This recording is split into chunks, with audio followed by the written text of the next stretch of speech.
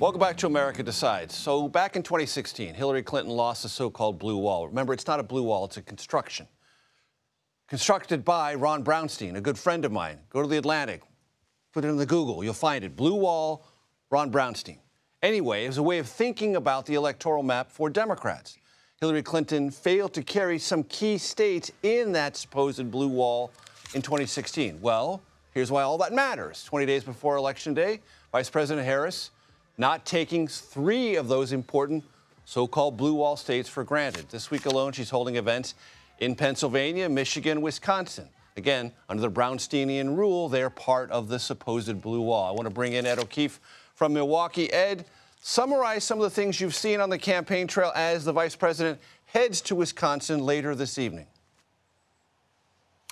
Major, good to be with you. The fact that she's focused on these 3 states is an acknowledgement by her campaign. They understand the importance of them. They really serve as the cornerstone of her path to 270, or at least the easiest way to get there, most reliable way. Remember, Trump won these ones in 2016. Biden won them narrowly in 2020. She'd like to win all or most of them, and really needs to if things are going to go soft in the Sun Belt. So you've seen a focus on black voters in the Detroit area in Michigan. You saw today the outreach to Republicans, especially in suburban Philadelphia. Coming here to Wisconsin tomorrow for 3 events. Expect a focus on the economy, which of course is issue number 1 in this state and so many others. But we wanted to also acknowledge, Major, something that her campaign was doing down in South Florida today ahead of former President Trump's Univision town hall tonight. They did something we've not seen before done by any campaign.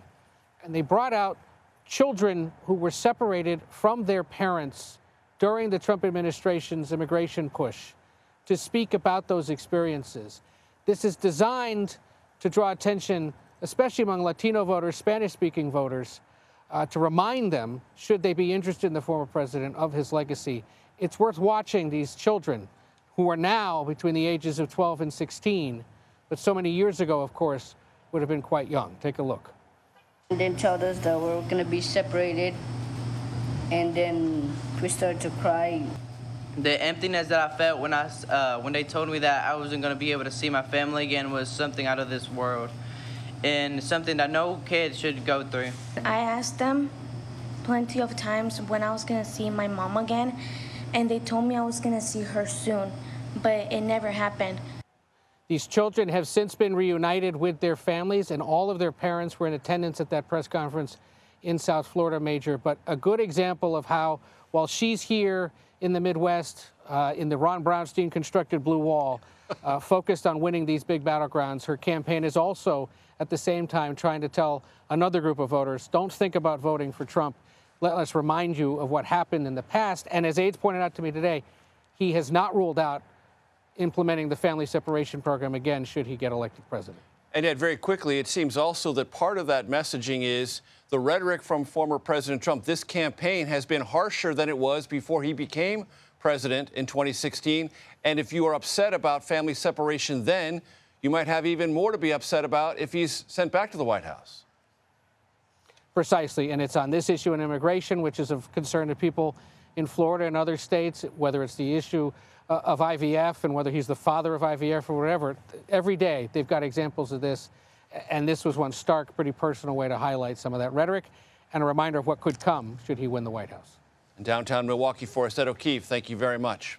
I want to bring in our political panel, Leslie Sanchez, and Hyma. Leslie is a CBS News political analyst. Just get that out of my throat. And Republican strategist. Hyma is with Cornerstone Public Affairs, formerly worked at the DNC. Hyma, I want to start with you. Not only is this on immigration about what the Harris campaign is saying, well, we had a good bill, Trump killed it. This is a different way of approaching it. Why does it matter? I mean, you brought up Hillary Clinton a little while ago. Think about this. Hillary Clinton would have never done this in 2016. So Kamala Harris is running a more risky campaign in some ways. And so what she's realizing is, in order to get the message out, in order for people like us to talk about it, she's got to be a little more creative. And so one is drawing attention to the policy, but two, it's just being a little bit more creative in the approach. Leslie, I'm still stunned. I'm still stunned by the approach. I mean, creative, sure. Let's politicize young children. Let's put them up there. Do you think it's exploiting them? Absolutely. I don't think there's anybody. You don't think they suffered? that question isn't whether or not the stuffer, does it dehumanize them? Does it put them in a position where they're a political pawn? Does it take away, now I'm talking about that part of the story, how offensive it is, as opposed to what the issue is? And are we at that desperate stage? We can make as many criticisms as people want about the deportation policies or mass deportation that Trump's talking about, but to use children on a stage like that just reeks of desperation. And fundamentally, if we think about the fact, so many of these children that come across, they're trafficked, which is a hard word to say, they're sexually abused, they're disconnected, and they don't have a voice. And now when you give them a voice, you put them on a platform for a political campaign. I just think fundamentally it's so wrong. Do you think it's more dehumanizing to be separated from your parent or standing in front of a podium? I think it's ridiculous to make that comparison. Those children were used as political pawns for a very desperate campaign 20 days out from a presidential. I mean, we need to stop and take a minute. That never should have happened anyway. Yeah, I mean, Major, look at this. J.D. Vance, the guy who's running for vice president, said that he and Donald Trump made up the cats and dogs sort of theory in Ohio because they wanted to draw attention. And so, look, I think both campaigns were doing some things that could be unsavory, but this is a very serious issue to vice president. Does this strike you as unsavory? No, I don't. It doesn't to me. And I think this is a very serious issue. She has been an AG of a border state. She understands this issue very, very, very well. I mean, she's prosecuted some of these people who've trafficked people across the country. And so I think that she's taking this seriously, but she recognizes in this campaign era, she's got to be very direct in what she communicates it, and I think this was a good tactic for that. I think just a counter to that is people are going to say, as the borders are, whether she was labeled that or not, she fundamentally failed in that role. And you've seen, you know, people can argue about the record of the Biden-Harris administration, but that's where the criticism's going to land. So Trump said today he's father of IVF. Is he, Leslie? You want to take that brief on?